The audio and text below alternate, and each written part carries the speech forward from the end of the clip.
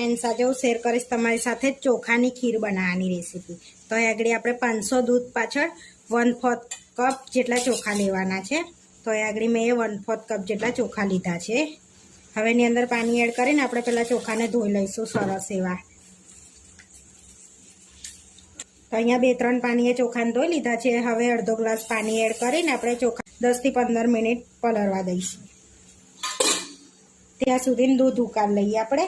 મેં 500 દૂધ લઈ લીધું છે। હવે ઉકાળ લઈશું આપણે એને। અહીંયા દૂધ ઉકળવા મૂકી દીધું છે આપણે। હવે દૂધને એક ઉભરો આવવા દઈશું। આપણું દૂધ ઉકળી ગયું છે। હવે કેસરના ટાંકણા એડ કરીશું, થોડાક આપણે ચપટી જેવા। હવે ઉકાળીશું ધીમા તાપે એને। હવે એની અંદર એડ કરીશું ખાંડ। તો અહીંયા આગળ નાની વાડકી મેં ખાંડ લઉં છું।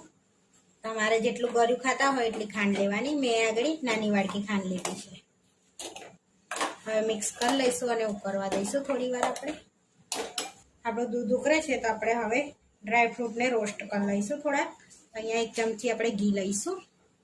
હવે કટ કરેલા કાજુ એડ કરી દઈશું અંદર, અને બદામ એડ કરીશું, અને પિસ્તા એડ કરી દઈશું, અને આ બધાને થોડુંક આપણે રોસ્ટ કરી લઈશું ઘીમાં। 2 મિનિટ રોસ્ટ કરી લઈશું આપણે એને। અહીં આપણે ડ્રાયફ્રૂટ રોસ્ટ કરી લીધા છે। હવે પ્લેટમાં લઈ લઈશું। હવે એની અંદર ઇલાયચી પાવડર અડધી ચમચી એડ કરીશું। હવે હલાવી લઈશું, મિક્સ કરી લઈશું। 10 થી 15 મિનિટ થઈ ગયા છે તો આપણા ચોખા સરસ પલળી ગયા છે। અહીંયા જો સરસ દાણો એવો પલળી ગયો છે। કોઈ બી ચોખા લઈ શકો છો, બાસમતી ચોખા લઈ શકો છો, કે રેગ્યુલર આપણે ખીચડીમાં બનાવીએ ચોખા પણ લઈ શકો છો। હવે આનું બધું પાણી આપણે કાઢી લઈશું। હવે ચોખાનું બધું પાણી કાઢી કુકરમાં એડ કરી દઈશું ચોખાને આપણે। હવે એની અંદર અડધો ગ્લાસ પાણી એડ કરીશું આપણે। હવે એની અંદર બીજું કશું એડ નથી કરવાનું।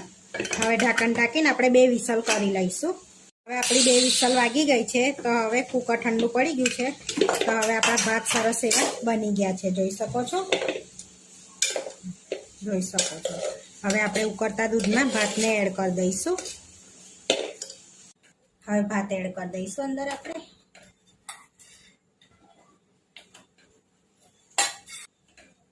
હવે હલાવી લઈશું આપણે। હવે 10 મિનિટ સરસ એવી ઉકળવા દઈશું આપણે ખીરને। હવે 10 મિનિટ ઉકળવા દઈશું જેથી આપણી ખીર થોડીક ઠીક થઈ જશે। હવે આપણે ડ્રાયફ્રૂટ એડ કરી દઈશું અંદર, કરી લઈશું અને ઉકળવા દઈશું સરસ એવું આપણે। તો 10 મિનિટ થઈ ગઈ છે તો આપણી સરસ ખીર એવી ઠીક થઈ ગઈ છે, જોઈ શકો છો। હવે આપણે એને ઠંડી થવા દઈશું અને પછી સર્વ કરી લઈશું। ગેસ બંધ કરી દઈશું। હવે ખીર એવી સરસ ઠંડી થઈ ગઈ છે, તો સરસ એવી ઠંડી થઈ ગઈ છે। હવે સર્વ કરી લઈશું આપણે। હવે બાઉલમાં લઈ લઈશું આપણે। થોડીક તો ગરમ છે। અહીંયા આપણે બાઉલમાં ખીર લઈ લીધી છે। હવે આપણે બદામની કતરણ એડ કરીશું। હવે પિસ્તા એડ કરીશું આપણે।